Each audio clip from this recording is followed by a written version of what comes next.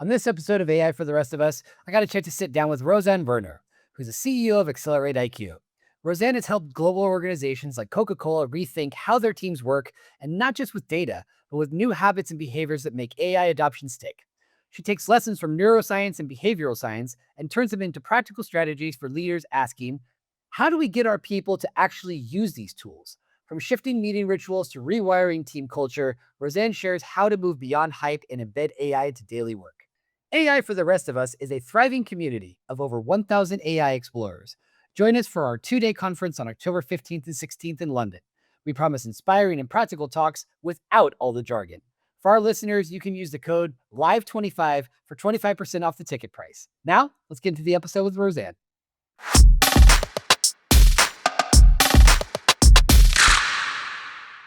Hi, Rosanne. Welcome to the AI for the Rest of Us podcast. So, for people who don't know you, can you just tell us really quickly about who you are, what you do, and where you work? Yes, of course. So my name's Rosanne Werner, and I'm the CEO of Accelerate IQ. So we're a data and AI mindset and culture consulting company. We specialize in organizational change, transformation, but more on the human element of why we need to use neuroscience and behavioral principles to impact behaviors and habits that lead to mindset and culture shifts within an organization.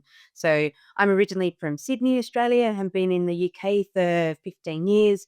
And I've worked in multiple industries such as Deloitte, biotech, oil and gas mining, and over the last 10 years before I started this company at Coca Cola. So thank you for having me.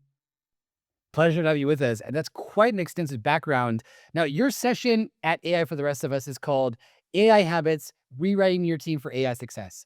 So, we want to know more about what the human side of AI adoption is that most organizations miss, considering once again, the wide range of different places that you work. I want to hear about, your take on this. What are organizations not getting right when it comes to AI adoption? There. Too often when companies start with data and AI transformation, the focus goes straight to the technology. It's the fun bit, the technology piece, the platform, the tools, the system. But what gets left behind is the human element side of change. And that doesn't happen overnight. And we need to help the people build the capabilities and their confidence to use those tools. Otherwise, the adoption really stalls. You might have the hype of, oh, there's a new tool, but then when people go back to their old habits, then the tool doesn't get used. The old tools get used or old habits comes to play. So it's about supporting people through the change and how to unlearn old habits and old skills and relearn the habits with the new skills and incorporating that into their day to day. So when we talk about AI, giving them the tool isn't enough. It's how we help them integrate those tools into habits, into practical ways of working that sticks within their workflows. So technology alone doesn't change anything. It's about how we change people, how they think, act, speak about, interact with that technology that's in their hands. That's a fantastic point. At the end of the day, we're talking about AI, but we're really talking about change management. As you mentioned, it's got to be empathy based, understanding there will be resistance towards new tools. People have uncertainty. And particularly when it comes to AI and uncertainty, many people are afraid to lose their jobs to AI. What message do you have for them? Is it really that much of a threat? I think when it comes to change, our brains are wired to protect us, and that fear is kind of like a initial response that it's the unknown. We don't know about it. How do we? How I'm lost in all of this. Where's my role to play? So the fear of losing jobs to AI is really real for people because that's how our brains are being wired. But we need to acknowledge it and not dismiss it.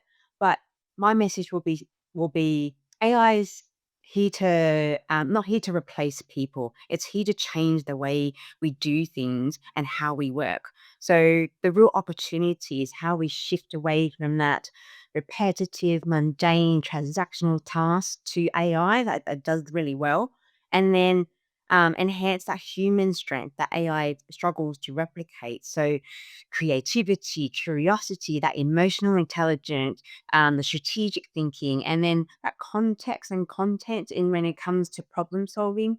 So the jobs, they don't say the jobs will disappear overnight, but they will evolve. So I used to be in finance and accounting, and spreadsheets didn't kill finance, but it did transform it. So I think we need to think about AI as redefining these roles and responsibilities. And how do we build an AI mindset, something that's continuous and adapting because it's constantly changing? So, how do we think about how AI can help me be better at my job? How can it free up my time so I can focus on the more valuable things? We often hear people talk about the future of work. So these are the this is this belongs to the people that are curious and adaptable. We need to constantly be open to learning. And also, how do we enhance those human qualities that AI struggles to replicate? Because that's what will set us apart. Now, you led Coca Cola's decade long data and action transformation, and now you run Accelerate IQ. What inspired you to shift your focus to culture and behavior in AI?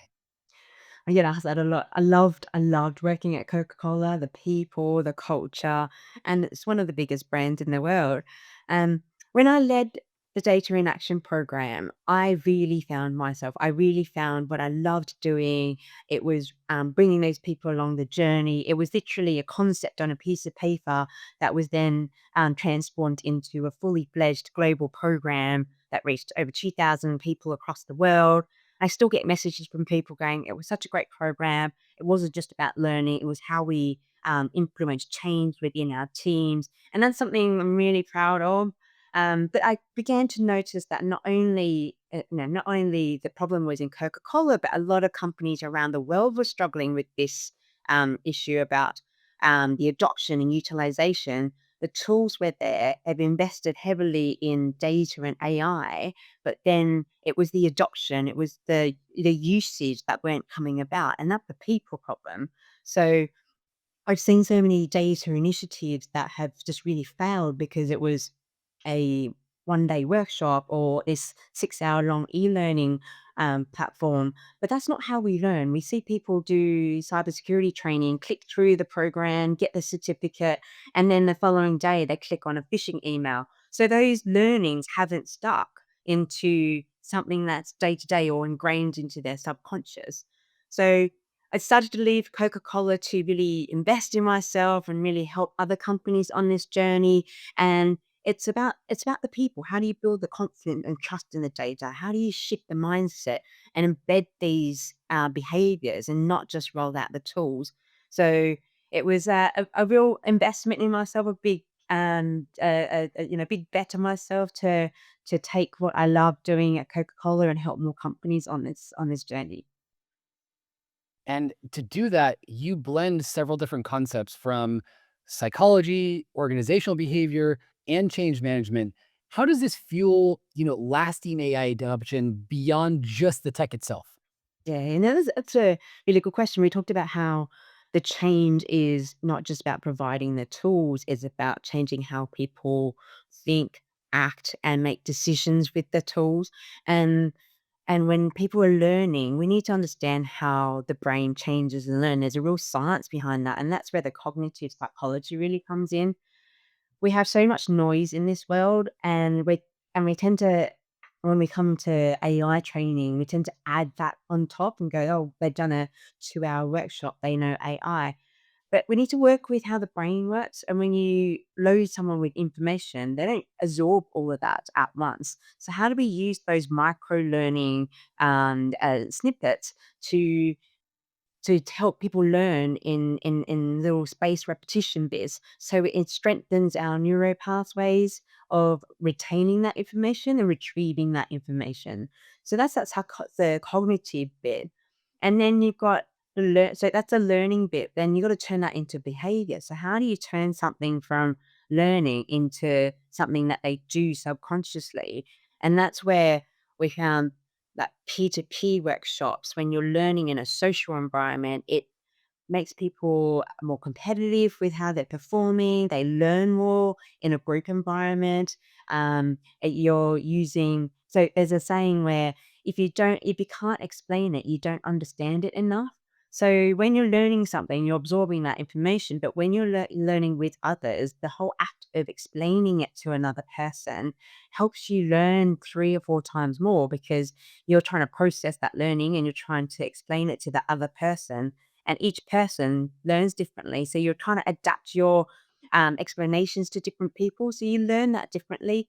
And then the whole change management piece is where it all ties together. It's like, okay, well, how do we address the fear, the hesitance, the resistance, and the uncertainty? And that's where the communication comes in. That's where your communities come in to celebrate the success stories, having a safe and brave space to talk about the learnings of failures. You need to be able to learn more as well. So having that space to talk about what went wrong, what will we do differently, and and how would we change the trainings differently for the next time. So integrating those three disciplines help how the brain absorbs the information, the new information, how we turn that into new habits, and then also how we turn that into more of a culture, community of how people um, talk and interact with data and the tools. Now, thinking we've been speaking about, people that are on the receiving end of these changes and people working in organizations. But when it comes to leadership, there are so many AI projects that fail, even when the tech is really, really solid. What's the main, shift in terms of mindset that you think leaders need today? Mm. When it comes to like rolling out tech, people think it's rolling out the tool, but it's the real challenge is how people work and make decisions with the tool.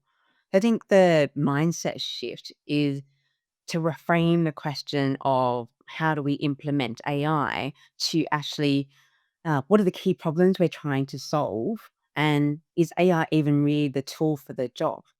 Most often, some people use AI for the sake of using AI, and actually, there's another solution that is cheaper, faster, that's already ingrained into people's habit that can solve the problem.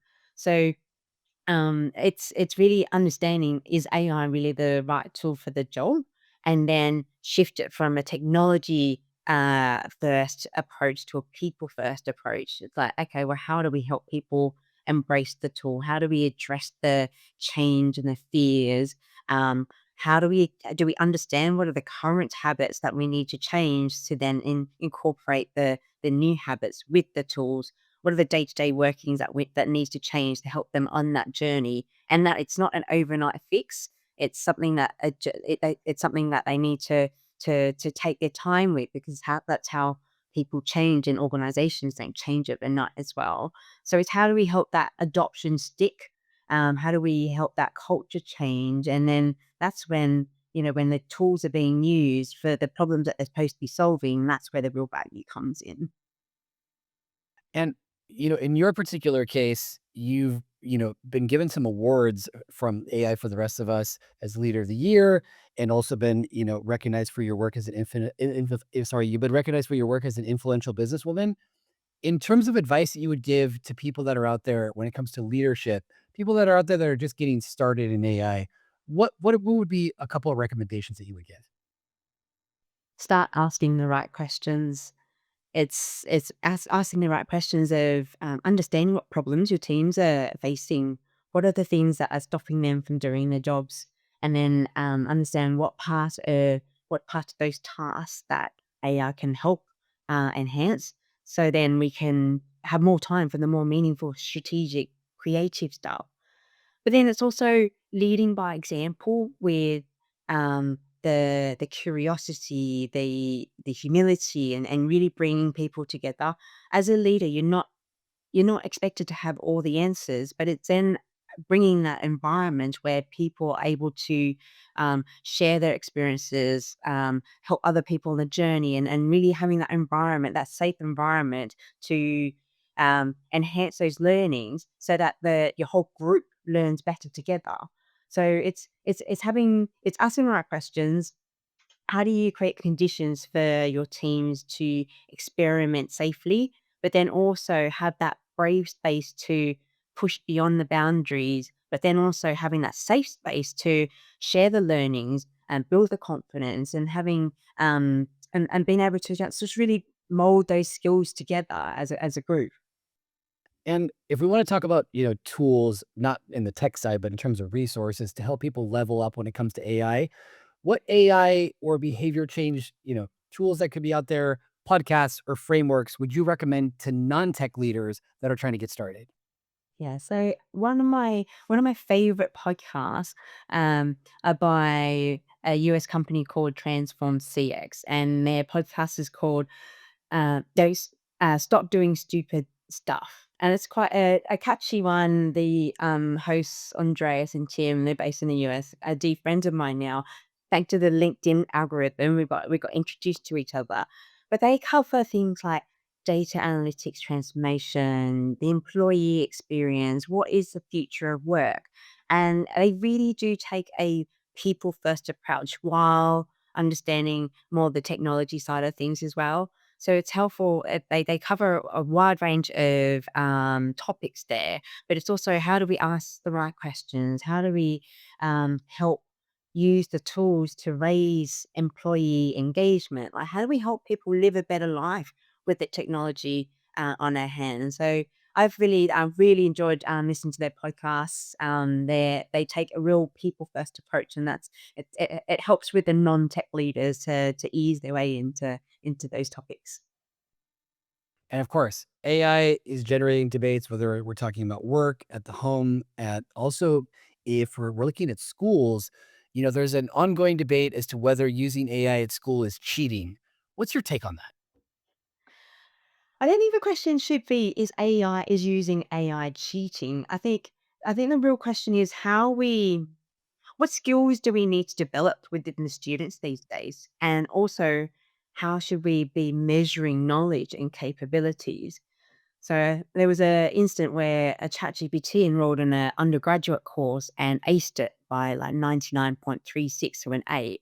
And it participated in online discussions. It did the papers, and that raised a lot of questions in terms of, well, if ChatGPT can ace this exam and beat more than half the class, are we testing the right are we using the right capabilities to test what our knowledge is? Are we learning the right stuff? If AI can do it, what's the human element that we should be nurturing that AI can't do? So I think the question is education about memorizing facts and regurgitating them? If it's viewed like that, then AI might seem like a shortcut. But if education is about learning how to think, how to problem solve, how to apply the knowledge in context, then AI can be a really good brainstorming tool to enhance that.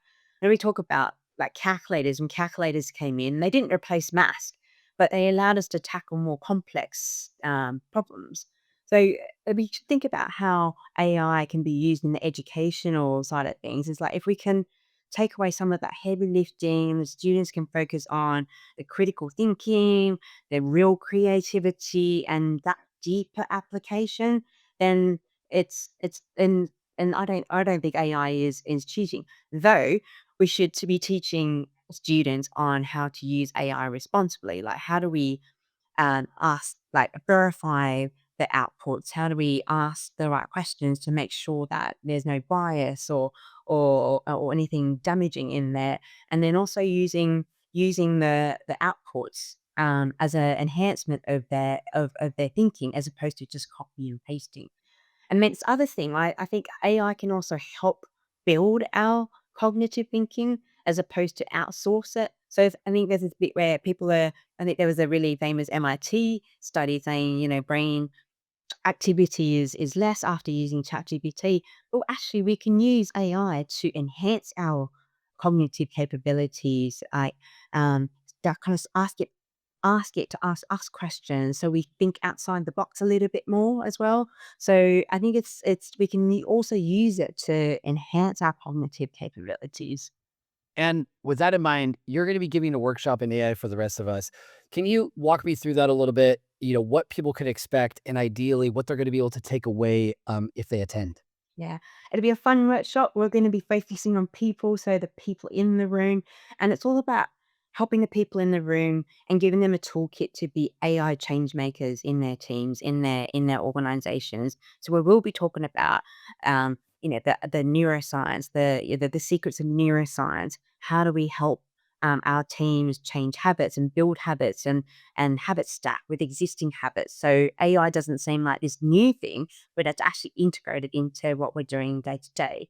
And also it's about using AI as something that's part of our a part of our day to day. It's the future of work. So how do we give these AI change makers a toolkit to really make an impact to drive this AI adoption change into the organization? Roseanne, what's next for you? So, I'm actually next week. I'm actually speaking at Big Data London, which is a big thing for me. It's been a great event with many people flying in across the world, and then but it's really about spreading this message out there. It's how do we spread out the message about the human element of the AI transformation? How do we enhance the human qualities as AI evolves? Are we incorporating the people into it? How do we help people with the change? Because we're not changing overnight, so we need to start now. And some teams feel like they're left behind. And the more AI change makers we are able to make in this space, the more that we can help people on this journey. And what's the best way for people to get in touch with you? Yes, LinkedIn is great. I post daily on data and AI habits, so please join me in the conversations. You can also find out more on my website at www.accelerateIQ.co.uk, or come and see me at Big Data London on Thursday, the 25th. I have a big theatre, so help me fill it. Sounds good. And looking forward to seeing you in October and AF for the rest of us. Roseanne, thank you so much for your time. Take care.